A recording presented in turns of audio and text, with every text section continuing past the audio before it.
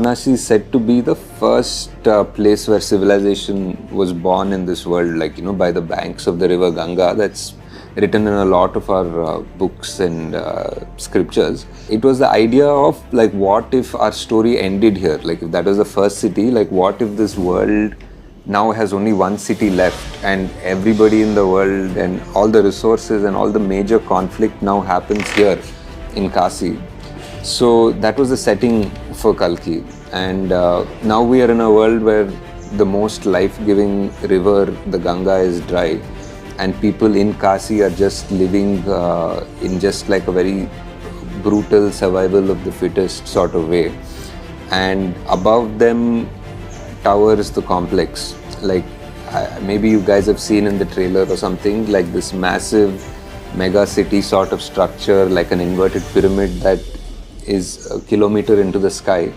So that is the complex which has essentially everything. It's like paradise. It has all the greenery, resources, water, food, animals, everything that is not there in the world before. It's almost like a microcosm of what the world used to be like. And now the story is mainly set up here. It's between these two worlds, the people who are in the complex who control those resources and the people who are below in Kasi who don't have access, and these people in Kasi only just have a dream to enter the complex. In a way, it becomes a cycle. So for you to do the work to earn money to get into the complex is like one trap that you end up working for the complex and you finish your life before you can actually get in. So it's like one sort of a cycle, which is sort of something that happens today as well.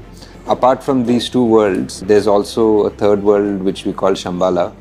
Shambhala is something that we hear in many cultures, like even in Tibetan culture, it's called Shangri-La, and every culture has a name which is a mystical land which is hidden from the world, and that's where some people say advanced beings, some people say the avatar, some people say many things, like how the name Shambhala itself is very connected to the myth of Kalki, to the legend of Kalki, because it's said that this is where the final avatar will come.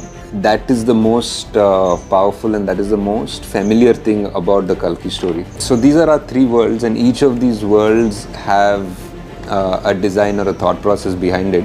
The complex people and the weapons and their vehicles are designed in a certain way because of what they have. People in Kasi are designed a certain way because of what they have. The world, there's money which is units, and they are bounty hunters who need these units to get their job done or to finish their aspiration to want to go into the complex.